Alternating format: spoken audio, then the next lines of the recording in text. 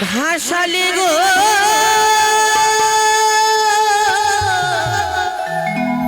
বিধি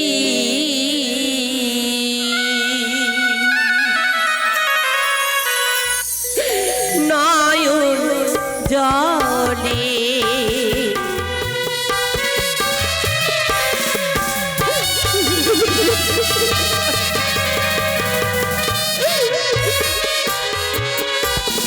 আমায় ভাসালে ভাসালে গো বিধি নয়ন জলে সবই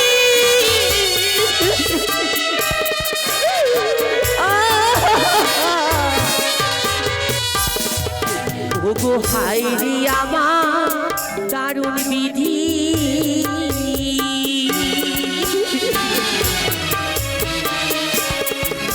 আমারে ছিল কপালে আমার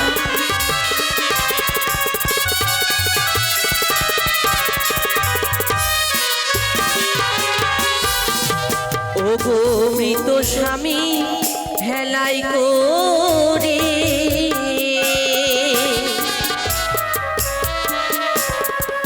ওগো ভাসি সাগর কুলে আমার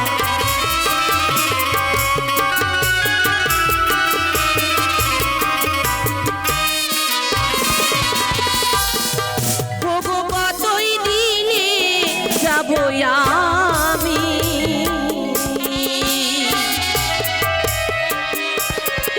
ওগো দেবতা নগরী আমার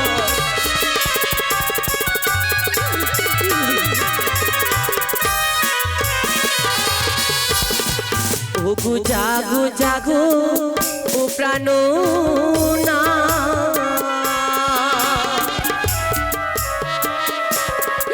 তুমি অভাগিনী মতি আমার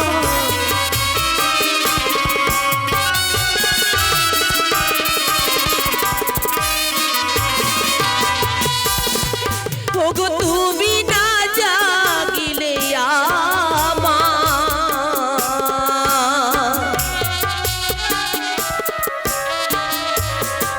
ওগো কি হবে দূর গতি আমার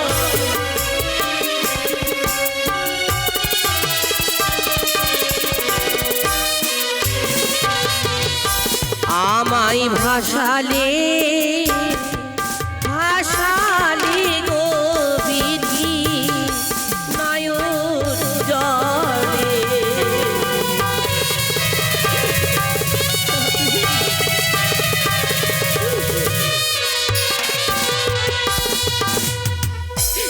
তুমি একেবারই বলো কথায় ওগো প্রাণেশ্বর সহস্র বদন তুলিয়া কহ মধুর উত্তর পতি সেবায় আমি নারী না হইলাম জ্ঞাত মিছা মম নারী জীবন হইল বরাত সুবর্ণ নিন্দিত বর্ণ ছিল প্রাণপতি কালিয়ার বিশু হয়েছি কালী মা প্রকৃতি স্বামী তুমি ছেড়ে গেলে পাইয়া কোন দোষে আমি নারী বিধবা সাজিলাম সবার পলক এসে হায় হায় কোথায় যাব কোথায় গেলে প্রাণপতির প্রাণদানে ফিরে পাবো এই অন্তরে কত বিরহের ব্যথা লুকিয়ে রয়েছে কে শুনবে আমার মনের কথা কাকে বলবো যে শোনার যে দেখা সে তো আমায় ছেড়ে চলে গেছে এই জীবনে শুধু আমি দাগাই পেয়ে গেলাম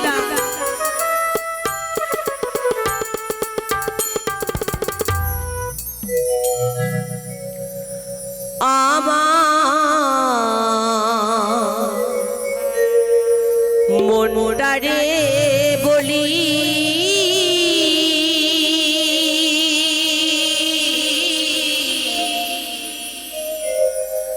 এ জীবনে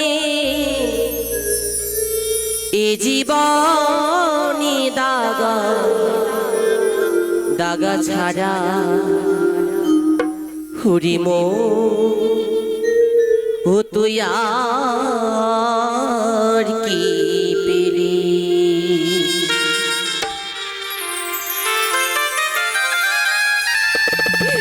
শুধু লাঞ্ছটা গঞ্ছটা বুক ভরা ব্যথা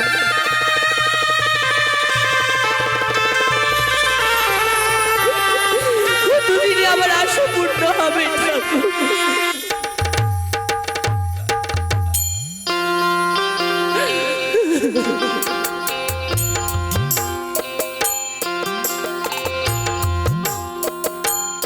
আমার মনটারে বলি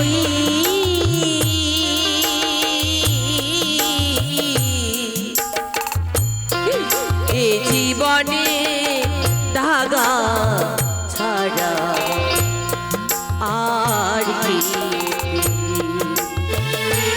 হতো এ জীবনে দাগা ছাড়া আর কি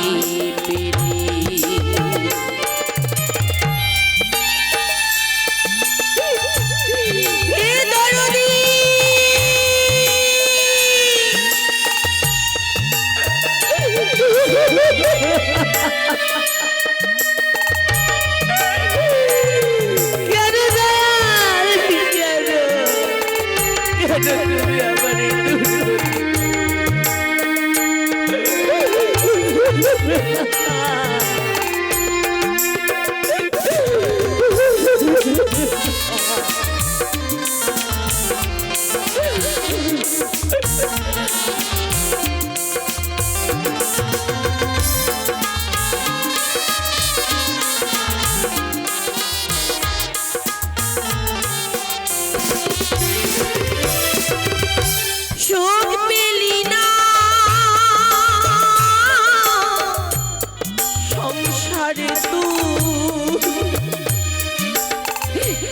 সুখ পেলি না মনে সারা জীবনে কি করিলি একবার ভেবে দেখ না মনে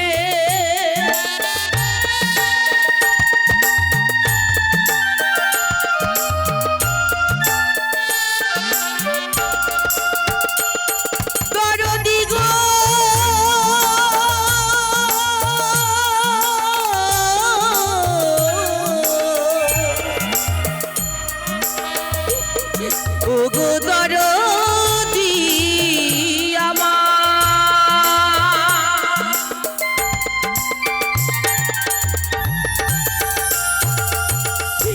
সুখ পেলি না সংসারে সুখ পেলি না মনে সারা জীবনে কি করিলি ভেবে দেখ না মনে ও তুই সুখের আশায় ঘর বাঁধিয়া ও তুই সুখের আশায় ঘর বাঁধিয়া বনে বানালি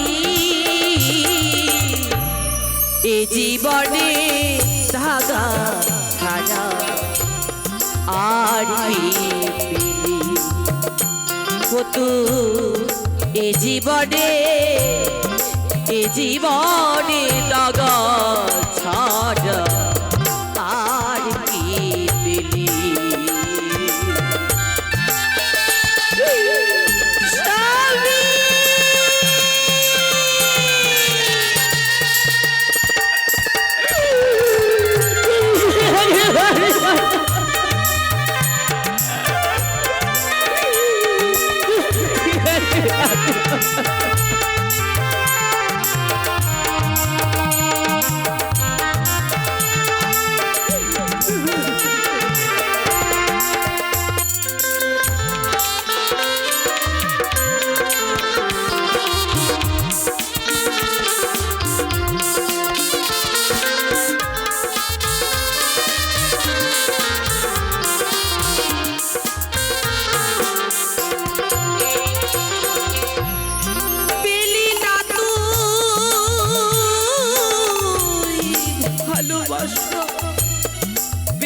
না তুই সারা জীবনই পেয়ে গেলি ব্যথা ভরা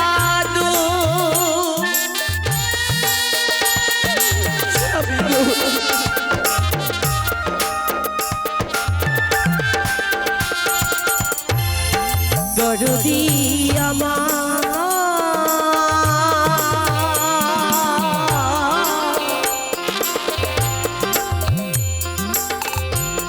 ওগো দরদি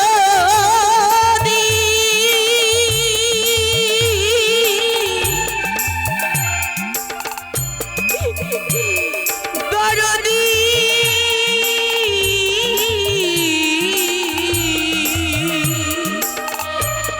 দরদি আমার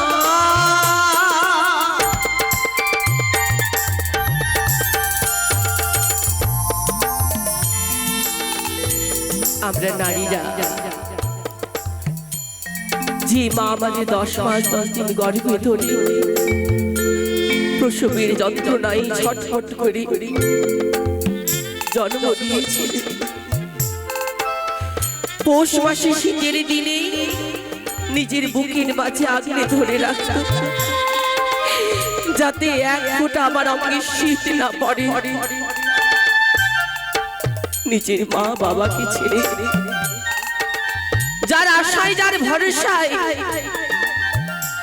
যে মানুষটাকে চিনি না জানি না, যাকে আপন করে নিই আমরা, আর সেই মানুষটা যদি না থাকে বা যাদের গেছে তারা তো বলছে দুঃখটা কি, স্বামী হারা যে কি যন্ত্রণা তারাই বুঝবে।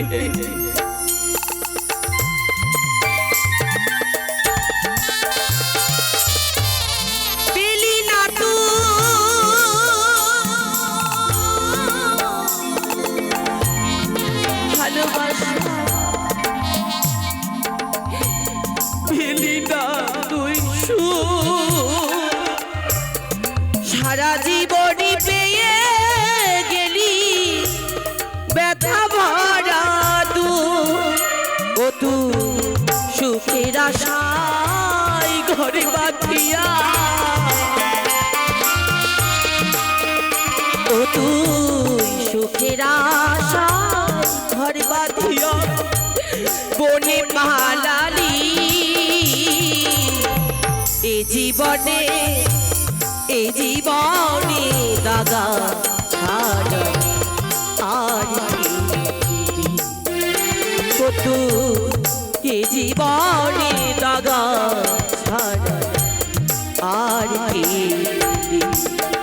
পাগল মনটারে বলি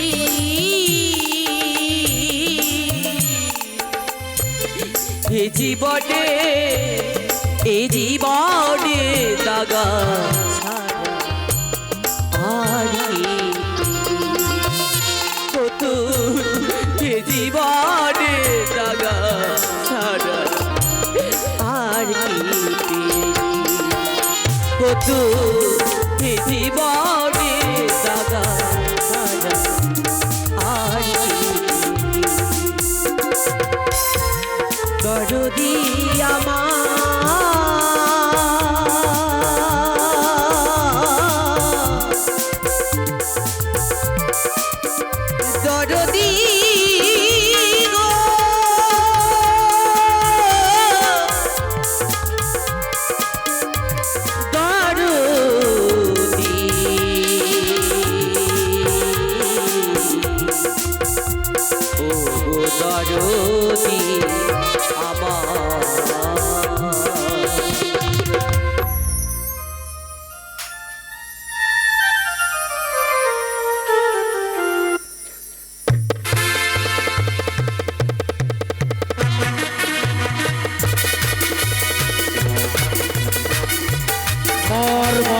মনে হয় সে পরিবের স্মৃতিগুলো যেন চোখের সামনে ভেসে আসে।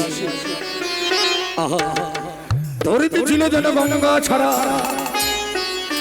একদিন এই ধরিতের মাটি যেন শুকে পুরো ছাড় খাড় হয়ে গেছিল শুধুমাত্র ভগীরথের কারণে। ভগীরথ গঙ্গাকে আনয়ন করেছিল নিজ তুলে। এই পৃথিবীর বুকে জল, সমস্ত বৃক্ষ, পশু পাখি প্রাণী সবাই যেন প্রাণী বেঁচে আছে। বারবার যেন মনে পড়ে যায় সে পূর্বের স্মৃতিগুলো, বারবার যেন মনে হয় জহমনির কথাগুলো, যে নিজের জাহান ছেড়ে দিয়ে গঙ্গা নিক্ষেপ করেছিল।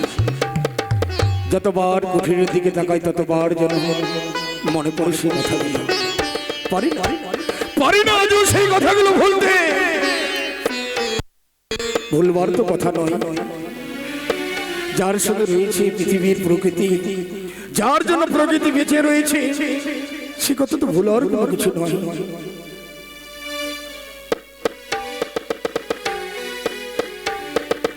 তাই আমি এই আশ্রমে থাকি, কয়েকটি শিষ্য নিয়ে এই আশ্রমে বসবাস করি। কোথায় শিষ্যগণ? বলি ও শিষ্যগণ, আসি গুরুদেব, আসি গুরুদেব।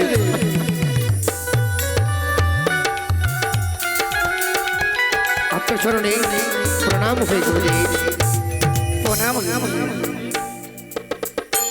সুখে থাকো শিষ্যগণ। বলুন গুরুদেব।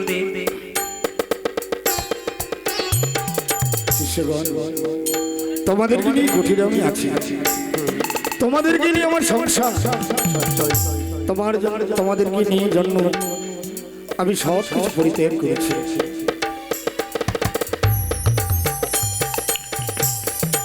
গুরুদেব, কিন্তু তোমরা হয়তো জানো না, তাকে দেখো অদূরে আশ্রম দেখতে পাচ্ছ। ওই আশ্রমটি কেন নয়নে দর্শন করি, কিন্তু কি গুরুদেব সেটা? সে আশ্রম হচ্ছে, সে আশ্রমে বসবাস করতে হচ্ছে যার কারণে গঙ্গা ধরে দিতে আসছিল। শুধু তাই নয়, সাগর রাজার 60,000 পুত্র সন্তান ছিল, অভিশাপ প্রাপ্ত। সে 60,000 বংশধরকে রক্ষা করার জন্য ভগীরথ নিজে গঙ্গাকে আনয়ন করতে গেছিল মধ্য। কপিল মুনির অভিশাপ ছিল, সাগর রাজটা যদি 8খানি যজ্ঞ যদি সম্পন্ন করত, তাহলে সে ইন্দ্রের সিংহাসনে বসতে পারত। তাই ইন্দ্রদেব অতি চালাকি করে যে ঘোড়াটি ছেড়েছিল, সে ঘোড়াটিকে কপিল মুনির আশ্রমে রেখে দিয়েছিল। তারপর রাখার পর যখন সাগর রাজ্যে এক এক করে 60,000 সন্তান গেছিল তাদেরকে উদ্ধার করার জন্য, কপিল মুনি ক্রোধে পড়ে তাদেরকে অভিশাপ করেছিল। কি অভিশাপ করেছিল গুরুদেব? তারা যেন ভস্মীভূত হয়ে গেছিল। তাই সেই দিন থেকে সূর্য বংশ পরম্পর শুধু একা ছিল ভগীরথ। যে ভগীরথ পেয়েছিল যে পূর্বপুরুষকে, সে আবার ফিরিয়ে নিয়ে আসবে। তারপর ফিরিয়ে নিয়ে আসার জন্য গঙ্গাকে আনয়ন করতে হয়েছিল। কপিল মুনি বলেছিল যে ভগীরথ, যদি গঙ্গাকে মধ্যধামের বুকে আনতে পারো তবে তোমার পূর্বপুরুষের মুক্তি পাবে, তাছাড়া নয়। তারপর গুরুদেব আনার জন্য সে গেছিল ব্রহ্মদেবের কাছে। ব্রহ্মদেবকে আনয়ন করি, ব্রহ্মদেব কাছে গঙ্গা আনয়ন করেছিল। গঙ্গার ভারসাম্য যখন পৃথিবী সহ্য করতে পারেনি, তখন গঙ্গা দেবাদিদেব মহেশ্বরী মস্তকে বিরাজমান করে নিয়ন্ত্রণ রাখতে চেয়েছিল।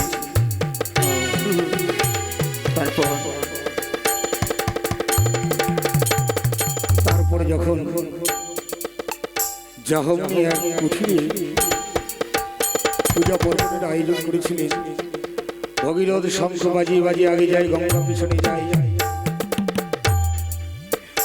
যখন সে জাহ্নবীর আশ্রমে ভাসিয়ে গঙ্গা প্রত্যাবর্তন হয়ে যায়, জাহ্নবী ক্রোধে পড়ে গঙ্গাকে গ্রাস করে নিয়েছিল। তারপর গ্রাস করার পর যখন ভগীরথ করজোড়ে সকল দেবদেবীগণ করজোড়ে তাদেরকে করজোড়ে মিনতি করলে, হে জাহ্নবী, রক্ষা করো আমার পূর্বপুরুষকে, রক্ষা করো আমার 60,000 পূর্বপুরুষকে। কত বিরতির পর সহবর্তী করলে নিজের দেহ ছাড়ন করে দিয়ে সেইখান থেকে নিক্ষেপ করলে ওই গঙ্গা দেবী পতিত পাবনি গঙ্গা।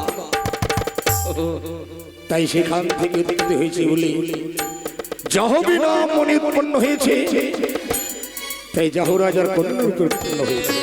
চলো চলো চলো শিষ্যগণ, এই মুহূর্তে আমরা যে বিশ্ব নাম তাই হবে। শুরু করো শুরু করো শিষ্য ভাই, শুরু করো শুরু করো।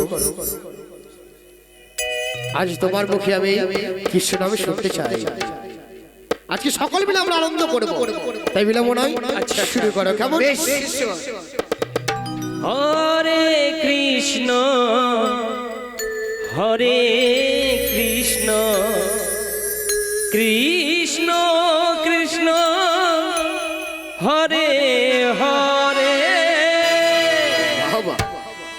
হরে রাম হরে রাম রাম রাম হরে হরে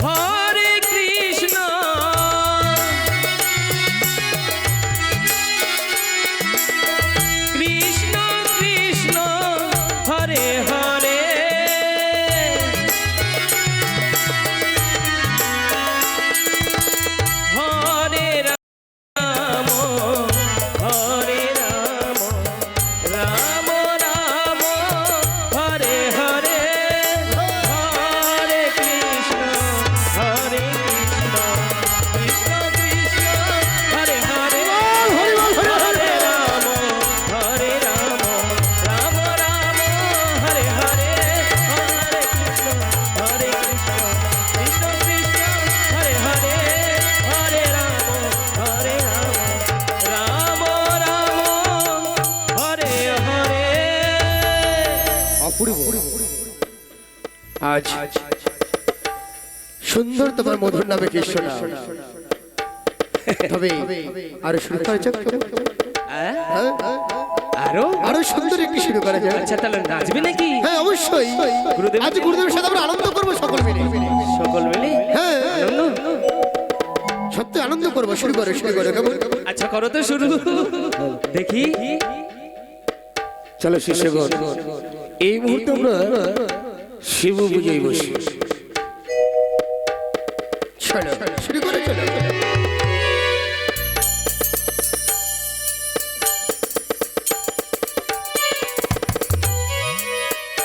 ও নমো শিবায়, ও নমো শিবায়, ও নমো শিবায়। ওই না জয় মহাদেব হরে,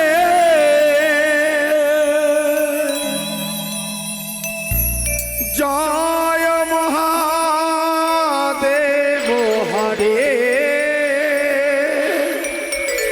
হরে,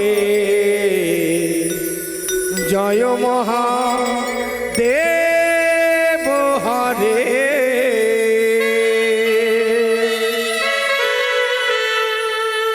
জয় মহাদেব হরে, জয় মহাদেব হরে।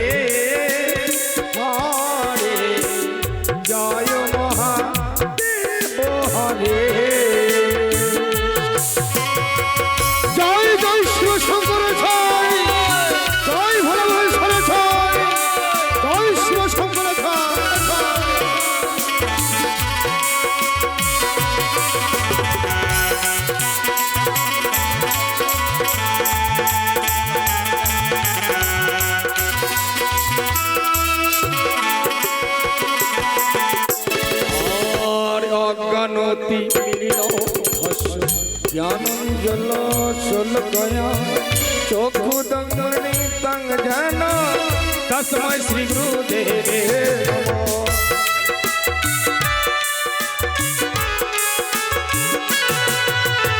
আর্যজ্ঞানতি মিলিন ধস্য জ্ঞানঞ্জল শোলকয়া চক্ষু দঙ্গনি তঙ্গ জন তস্মৈ শ্রী গুরুদেবে নমঃ।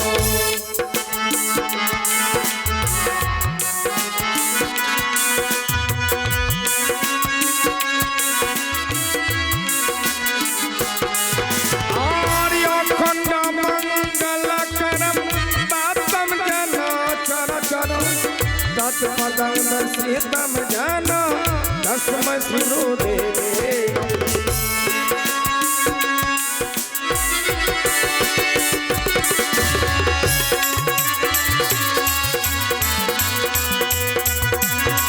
জয় জয় শিব শঙ্কর ছয়, জয় বিদ্যাভ্রম সারা ছয়।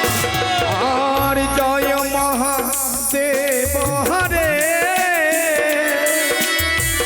জয় মহাদেব হরে হরে জয় মহাদেব হরে জয় জয় ভোলাব সারা ছয়, জয় জয় শিব শঙ্কর ছয়।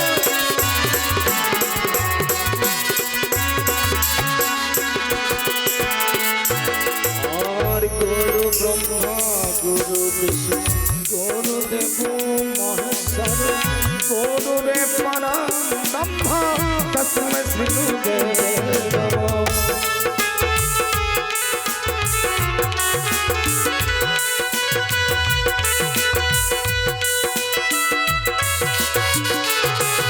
হরে হা কৃষ্ণ করুণা সিন্ধু দীন বন্ধু জগৎপতি গোপীশ গোপিকা কান্ত রাধা কান্ত নমস্তুতে।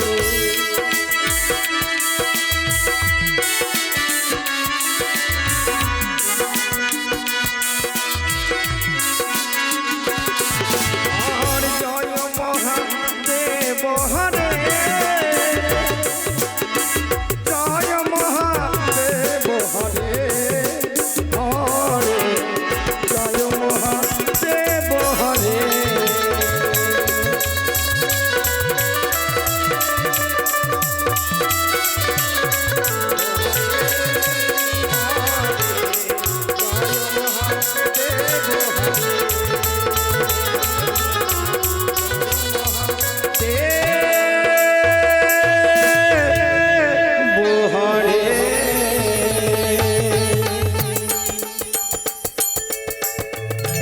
জয় হো মহাদেবের জয়।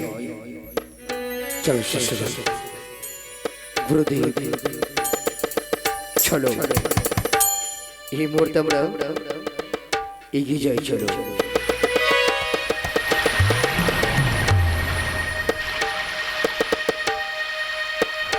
বাবা শিষ্যগণ এগিয়ে দেখো কে সত্যি কে? আমার প্রণাম গ্রহণ করবে। কল্যাণ হোক, কিন্তু জানতে পারি কে তুমি? কোথাও তো আসিয়াছ আজ সাগর সঙ্গ তুমি ভেসে চলেছ? আমি এক অসহায় অভাগিনী নারী, স্বামীকে পাওয়ার জন্য এই অকুল সাগরী কুলে আমি ভেসে চলেছি। অদূর দূর হইতে করেন যেন হরি নাম, মহাদেবের নাম পৌঁছালো। কি হয়েছে তোমার সঙ্গে? বিয়ের বাসরাতে সর্পের দংশনে স্বামীর মৃত্যু হয়েছে। আহারে অতি অল্প বয়সী মেয়ে অমর করে স্বামীকে নিয়ে বক্ষ মাঝে ভেসে চলেছে, কিন্তু তুমি কোথায় ভাসতে ভাসতে যাবে? দেবতা নগরী। দেবতা নগরী? হ্যাঁ, ভুল ধারণা তোমার। কেননা মানব হয়ে কেউ কোনোদিন দেবতা নগরে যেতে পারে? তুমি তো সাধারণত এক রক্তে মাংস করা মানব, মানব কি পারে ওই সে দেবতা নগরে যেতে পারে না? পারে না মা, তুমি ভুল করছো, তুমি ঘরে ফিরে যাও। হে মহারিষি তপস্বী, কেন পারবো না? মহাসতী সাবিত্রী দাপর যুগে তা প্রমাণ করেছে। যমরাজের দাঁড়িয়ে থেকে মৃতপতির প্রাণদান এনেছিলেন। সতী সাবিত্রীর কথা আমাদের অজানা নয়। আপন গুণেতে পাইতে সম্মান যমরাজের সহিত বাক যুদ্ধে পাইলে সত্যবান, কিন্তু তুমি তো সাধারণ এক মানব। মানব হয়ে কেউ কোনোদিন দেবতা নগরে যেতে পারে না। যাও যাও, তুমি ফিরে যাও, যে মায়ের কোলে মেয়ে চলে যাও। না না বাবা, তুমি কেন বোঝো না? যে একবার প্রাণে মারা যায় সে কোনোদিনও ফিরে আসে না। জোর মিলে মরিতে হবে।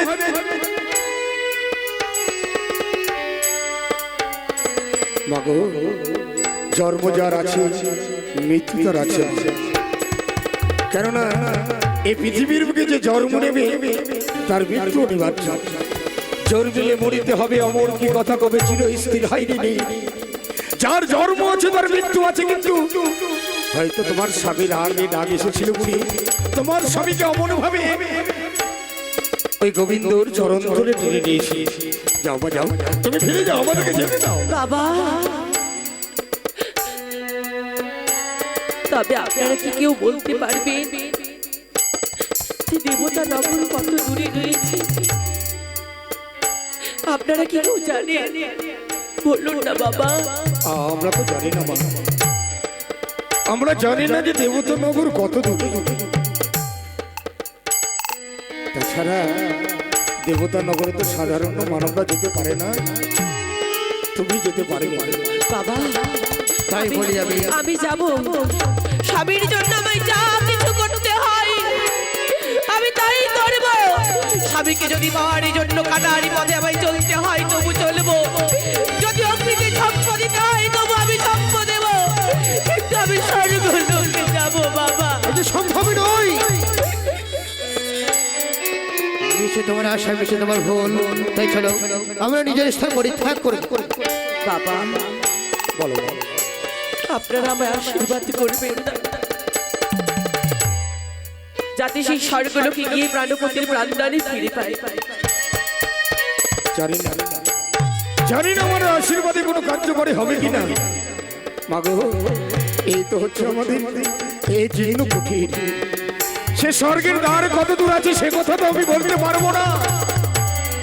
তবে জানি মানব চাইলে সব কিছু করতে পারে। তাকে দেখো, অদূর তাকিয়ে দেখি, ওই সে জীর্ণ কুঠির। অবাক হয়ে যাচ্ছে তাই না? সে হচ্ছে জিহমনির আশ্রম। তোমার হয়তো জানা নেই, এই পৃথিবীর বুকে যখন স্বয়ং ভগীরথ নিজের পূর্বপুরুষকে ফিরে পাবে বলে গঙ্গাকে আনয়ন করতে গেছিলেন, গঙ্গাদেব যখন ব্রহ্মাদেবের করমণ্ডল থেকে গঙ্গাকে দিয়েছিলেন ভগীরথকে, সে ভগীরথ গঙ্গাকে আনয়ন করেছিলেন। গঙ্গার ভার সামলাতে পারবে না পৃথিবী বলে স্বয়ং শিব মস্তকে ধারণ করেছিল গঙ্গা। সেই দিন থেকে যখন গঙ্গা ভগীরথের পিছু পিছু আসে, ভগীরথের সম্মুখে শঙ্খ বাজিয়ে বাজিয়ে পিছনে আসে গঙ্গা। চিরমণির আশ্রমে পুজো চলছিল। সেই সময় তার জন্য গঙ্গার প্রবলতায় যেন সব কিছু ভেসে যায়। তাই চিরমণি অভিমান করে ক্রোধে পড়ে গঙ্গাকে নিজে মুখের মধ্যে নিয়ে নিয়েছিল। তারপর বাবা, তারপর শোনো এক এক করে তারপর কি বলছে শোনো আমাদের গুরুদেব। তার পরবর্তীতে যখন ভগীরথ বললেন যে হুমনি আমি আমার পূর্বপুরুষকে ফিরে পাবো বলে, ৬০,০০০ পূর্বপুরুষকে ফিরে পাবো বলে, বংশবরে ফিরে পাবো বলে অনুরোধ করে বলে মণিবর ফিরিয়ে দাও, ফিরিয়ে দাও আমার গঙ্গাকে। তখন সেই মণি তার জান কেটে বের করেছিলেন ওই গঙ্গা দেবীকে। তাই সর্বশ্রেষ্ঠ সেই মণি আবার এই কুঠির চেয়ে দেখো, ওই সেই কুঠিরে থাকতো আমাদের সেই মণি যে নিজের জান কেটে নিজের গঙ্গাকে বের করেছিল বলে। তাই আমাদের গুরুদেব বলতে চাই, মানুষ চাইলে সব পারে, মানুষের ইচ্ছেই সব কিছু। মাগো বাধা দেব না, যে পথে চলেছো নিশ্চয়ই সে পথে তুমি নিশ্চয়ই সে পথে তুমি তুমি তুমি যেতে পারবে না, তুমি যেতে পারবে না। বাবা, আপনাদের এই মুখের বাক্য শুনে কিছু তো আমি জ্ঞান অর্জন করতে পেলাম, তবে যেই কর্মে আমি ভেসে চলেছি সে আশা যেন আমার পূর্ণ হয়, অসাধ্যকে যেন আমি সিদ্ধি করতে পারি। বাবা, মারে সতীর দেবতা পতি যেন জীবনের সার ভবেতে বুঝিতে এলাম চরণ তাহার। নিজ স্বামীকে বুঝলে নাকি জগৎ স্বামীকে পাওয়া যায় না। তুমি যে একনিষ্ঠ ভক্তি নিয়ে স্বামীর প্রতি ভক্তি নিয়ে ছুটে চলেছো তোমার এক লক্ষ্যে সে দেবতা নগরে, নিশ্চয়ই নিশ্চয়ই তুমি তোমার স্বামীর প্রাণদান ফিরে এনে আবার তুমি নিজের দেশে ফিরে যেতে পারবে, যেতে পারবে। আমাদের ধ্যানের সময় হয়ে যায় মা, আশীর্বাদ করলাম সকলেই, তোমার মনে আশা পূর্ণ হবে, পূর্ণ হবে।